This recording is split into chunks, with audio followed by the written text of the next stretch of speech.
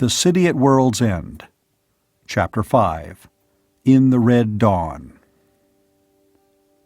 Keniston was aroused next morning by the sharp summons of the telephone.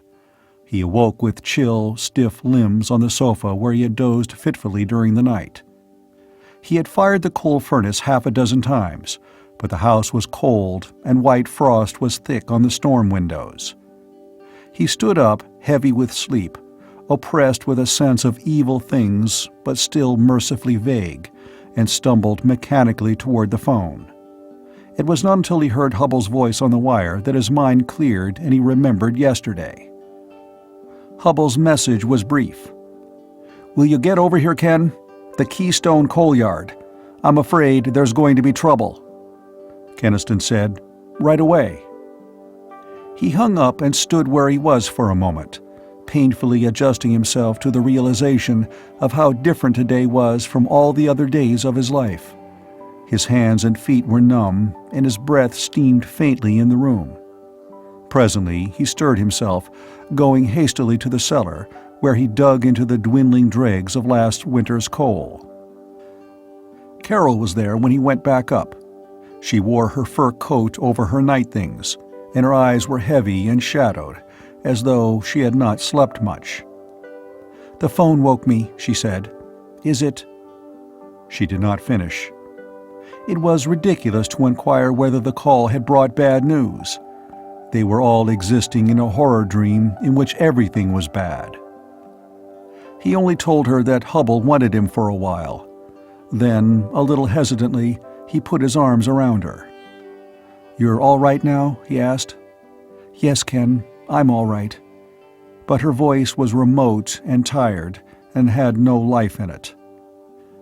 Keniston did not refer to the night before, to the time after the mayor's apocalyptic announcement. Of all the bad moments he had had that day, that one had been the worst. Mrs. Adams did the expected things, which he could cope with by means of brandy and ammonia capsules, but Carol did not. She sat quite still, looking at him in a way that he had never seen before. The mayor had told the full truth about the Industrial Research Laboratory. It had been necessary to explain why Hubbell's statements were authoritative. Keniston wished that he had told Carol about it himself. It seemed an unimportant thing in the face of the world's end, and yet he felt that to her it was not unimportant at all. He could not talk it out with her then, with Mrs. Adams' hysterics dominating everything. And she had not come out to him later, and now, facing her again this morning, Keniston felt unsure of himself and of her for the first time since he had met her. "Stay inside and keep the furnace going," he said. "I'll be back as soon as I can." He kissed her, and she stood there in the circle of his arms, neither yielding nor resisting. He said, almost desperately, "Don't give up, Carol. We'll find an answer to it all somehow." She nodded and said, "Yes, be careful," and turned away. Keniston went out alone into the bitter morning. It was still half dark, for the sullen sun had not quite risen, sprawling in the east like some bloated monster heavy with blood.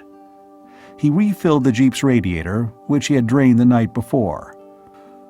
The mill whistles, the delivery trucks, the peremptory voices of locomotives quarreling at the junction, all were gone. Even the children were silent now, afraid of the red, cold dawn. The roses all were dead, and the frost had blackened the summer shrubs and trees. The street seemed empty as Keniston drove the Jeep down Main Street. Middletown had taken on, overnight, the aspect of a tomb.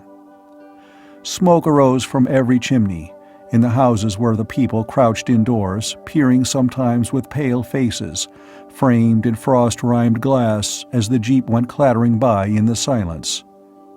From every church he passed came sounds of hymns and praying. The bars, too, were noisy, having apparently defied law to remain open all night. Keniston realized that this town was dying as it stood. Fuel would run out fast, and without it, life could not survive these bitter nights. A feeling of utter hopelessness swept over him. It seemed ironic that Middletown should have come safely through the most staggering cataclysm in history, only to perish miserably of cold.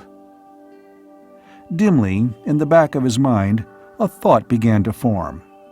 It tempered his hopelessness a little, but before he could get it clear, he had made the turn into Vine Street, and the Keystone coal yard lay before him. And at that place in this still and deathly city, there was life and noise enough. Policemen and National Guardsmen formed a cordon around the yard and its great black heaps of coal. They faced a crowd, an ugly crowd, still only muttering, but bound for trouble. Keniston saw people he knew in that crowd, people who sat on their front porches in the warm summer nights and talked with neighbors and laughed. Mill hands, merchants, housewives, solid, decent folk, but turned wolfish now with the cold and the fear of dying. Hubble met him inside the yard. A worried police sergeant was with him, and Borchard, who owned the yard. "They were starting to loot the coal piles," Hubble said. "Poor devils, it was summer and they didn't have much fuel. Some of them burned their furniture last night to keep alive." Borchard said anxiously, "We don't want to have to kill anyone, and right now they'll believe you scientists before anyone else." Hubble nodded. "You talk to them, Ken. You've gotten to know them better than I have, and they'll trust you more." Keniston said, "The hell they will. And anyway, what'll I say to them? Go home and freeze to death quietly like gentlefolk and let's not have any nasty scenes? They'll love that." "Maybe they don't have to freeze," said Hubble. "Maybe there's an answer to that." The half-formed thought in the back of Keniston's mind leaped forward. He looked at Hubble and knew that the older man had had the same thought, but sooner and clearer. A small flicker of hope began to stir again in Keniston. "The domed city," he said. Hubble nodded. "Yes, it retains heat to a considerable degree at night. We saw that. That's why the dome was built. How long ago? No matter, it's our only half-warm refuge. We have to go there, Ken, all of us, and soon. We can't go through many more nights here." "But will they go? And if they do, what'll happen when they see that city and realize Earth is a dead world?" Hubble made an impatient gesture. "We'll have to take care of that when it comes. The thing now is to give these people some hope. Tell them to wait in their homes, that soon they'll be safe. Tell them anything you like, but make them go." Keniston scrambled up a black ridge of coal to stand above the crowd. From outside the cordon, they snarled at him when he began. But he shouted them down, calling out the names of the ones he knew, ordering them to listen, being masterful while his heart pounded with the same dread that drove the men and women in the street. "Don't talk to us about law when it's the end of the world," yelled a hard-faced woman. "It's the end of nothing unless you lose your heads," Keniston hammered. "The mayor is arranging now to give you what you want, an answer to how you're going to live and be safe. Your lives and the lives of your families depend on how you cooperate. Go home to your radios and wait for the orders." "Will they give us coal?" shouted a burly mill hand. "Coal, food, everything you need. Nobody's going to cheat anyone. We're all in the same boat. We'll stay in or get out together. Now go home and keep your families together and wait." He called suddenly to the men on guard. "You too, get out of here and report back to your headquarters. The orders coming up are more important than this coal." He climbed back down from the black heap, wondering whether his feeble attempt at psychology would work. Borchard started angry remonstrance about dismissal of the guards, but Hubble shut him up. "It worked," he said. "Look, they're going." As the crowd dispersed, Chief of Police Keimer arrived. His unshaven face was gray from lack of sleep, his eyes red-rimmed. He did not seem to be much excited by the trouble at the coal yard.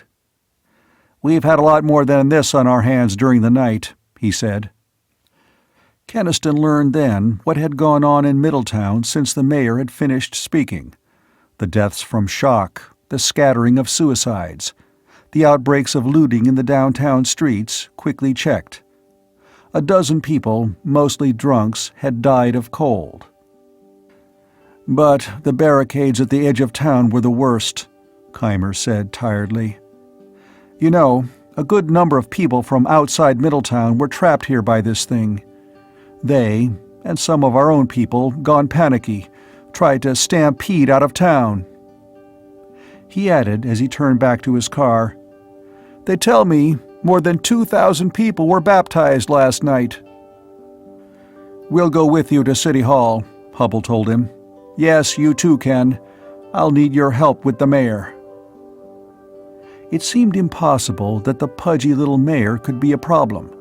He had been so docile, so pathetically eager to take advice and follow orders. But when, in City Hall, Hubble confronted him with the plan to evacuate Middletown, Mayor Garris' face took on a mulish look. "It's crazy," he said. "Take up a whole city of 50,000 people and transport them to another place we don't know anything about? It's insane!"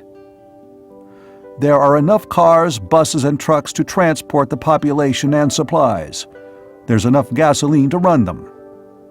"But this other city, what do we know about it? Nothing.